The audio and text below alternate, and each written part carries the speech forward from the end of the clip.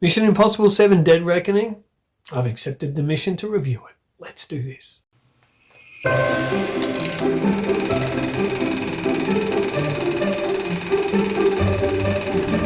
shall double our efforts.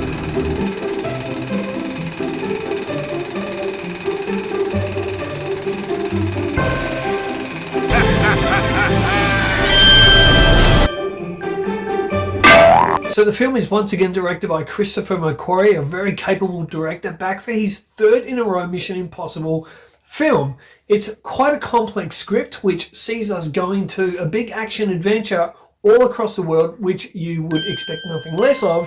And this time Tom Cruise as Ethan Hunt has to take on a baddie, an invisible baddie called the Entity, which is a hyper-advanced, self-aware artificial intelligence created by an unknown party.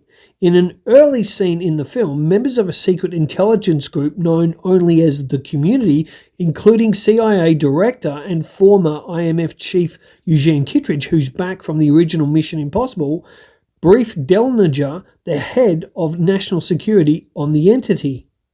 They explain how the AI has evolved and started targeting global banks and defense systems. Pretty much any cyber infrastructure is defenseless against the Entity, but for now, it has been doing not much harm. It simply walked in, left plenty of fingerprints, and walked out again, signaling larger, more devastating actions in the future. And of course, our man, Ethan Hunt, has to stop this from happening.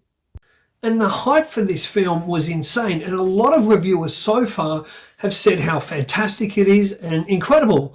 I think there's only a few reviewers now that are slipping through the cracks a little bit and kind of expressing some disappointment with this film. So, is Mission Impossible 7 Dead Reckoning any good? Well, yes, it is a good film, but I have a lot of issues with it. Now, we've got all the regular characters back, including Simon Pegg as Benji.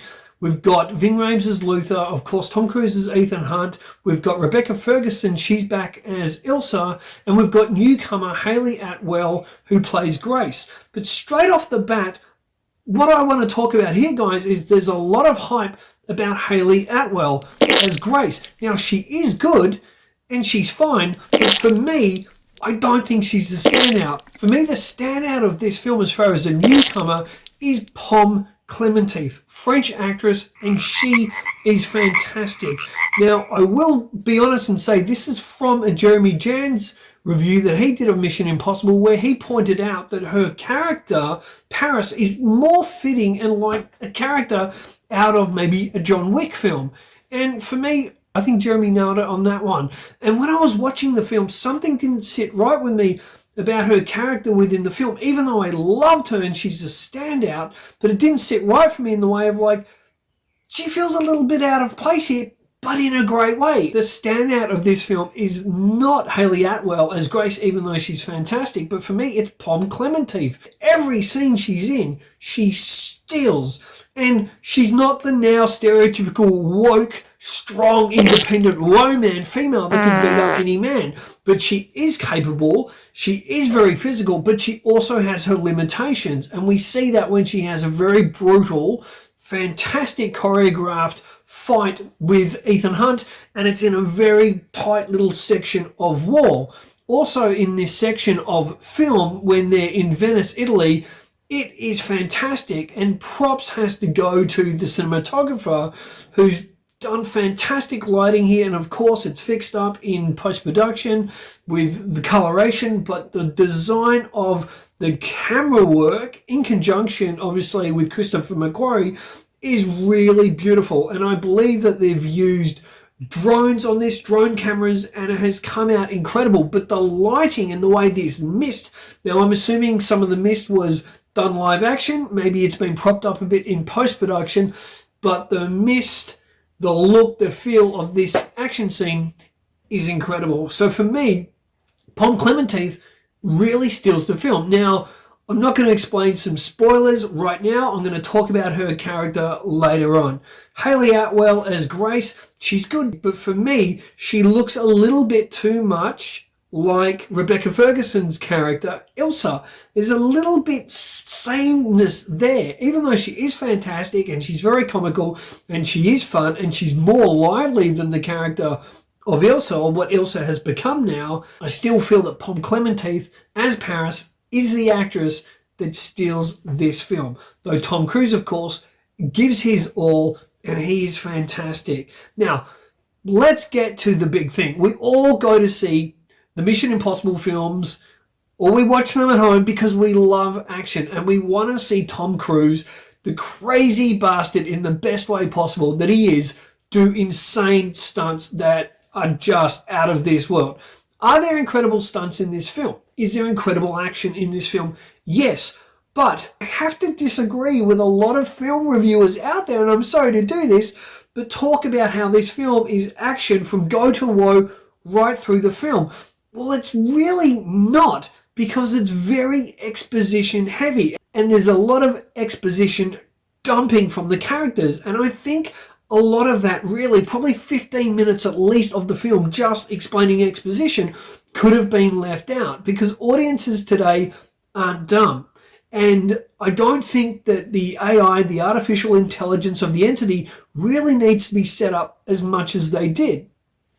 Also, for me, the opening action scene is pretty bland. It's not up there with Ghost Protocol. It's not up there with the fantastic stunt of Tom Cruise hanging out of an airplane in Rogue Nation.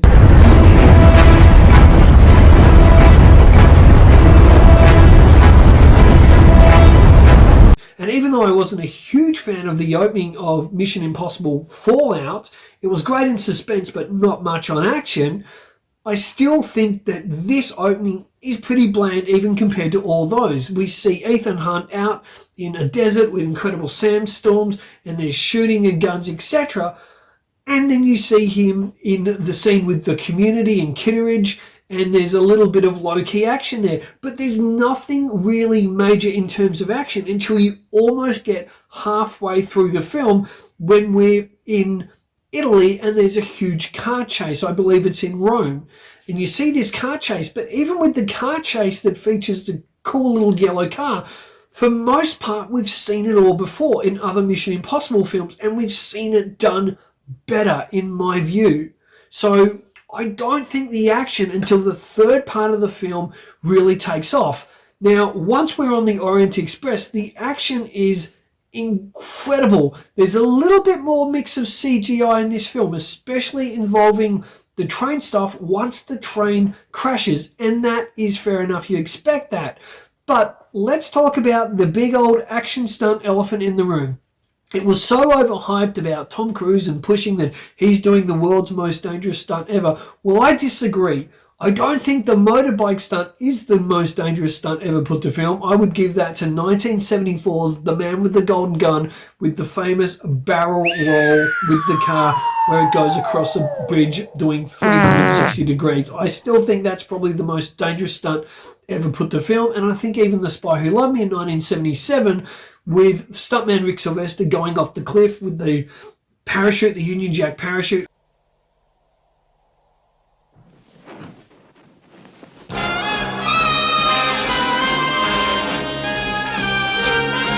I think even that was probably just as dangerous as this. And I think the biggest problem with the production company, with Paramount pushing this, is they showed way too much. They showed us, the audience, way too much. Now, yes, it looked great on the big screen, but we had seen a lot of it, and we had seen the magic of it blown. It's like a magician showing you how he does his tricks, and then you go to a show an hour later and you see the trick, but you know how the trick has been done.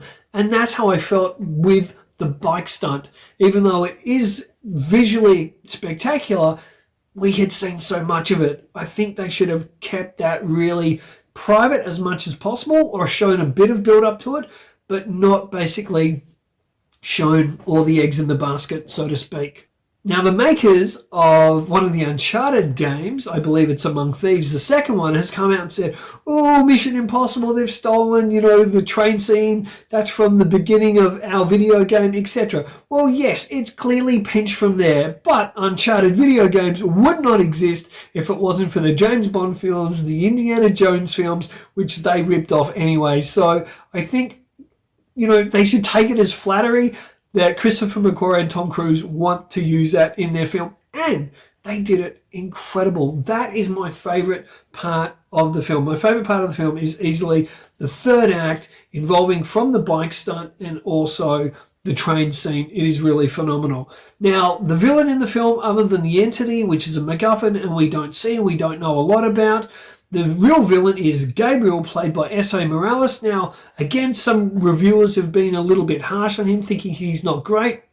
I think he's good. I think he works. Is he the strongest? Is he as good as Lane in Rogue Nation and Fallout? No, he's not. But he's still okay. Hopefully, in Mission Impossible Dead Reckoning Part 2, we can see his character develop more and really flesh it out. And I think they have somewhere to go with this, because at the beginning of this film, we see that Gabriel is from Ethan Hunt's past, and that he has to do with killing someone that is close to Ethan Hunt.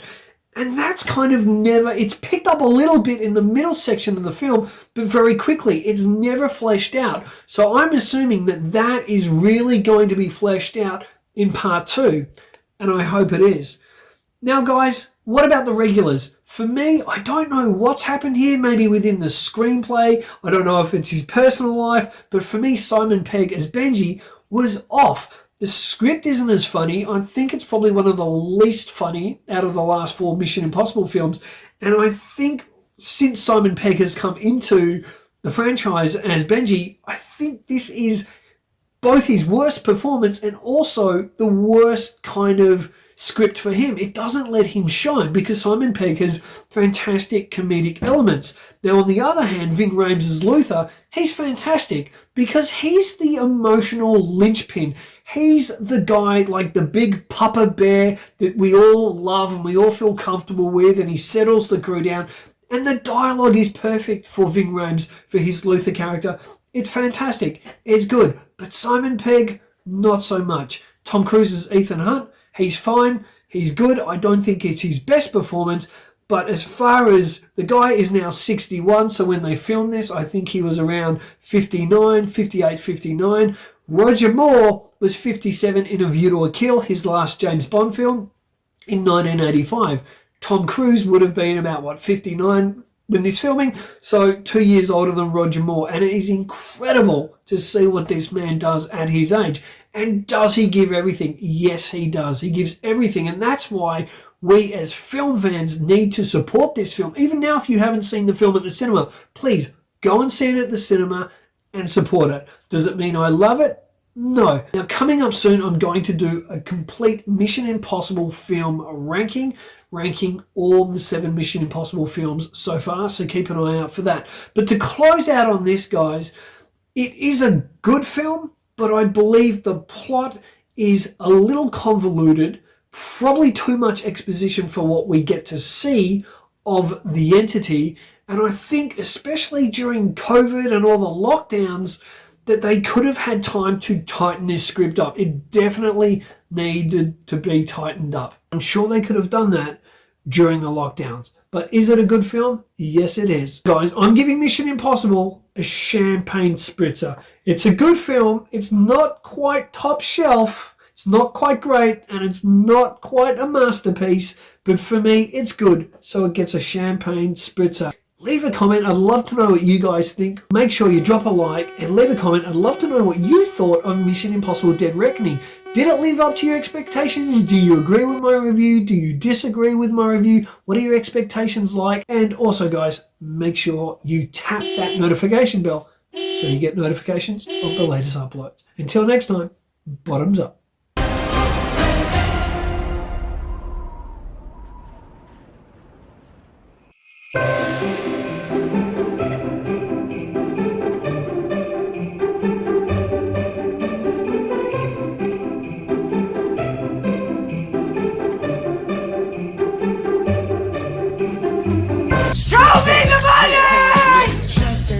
First, take a big step back and literally fuck your own face!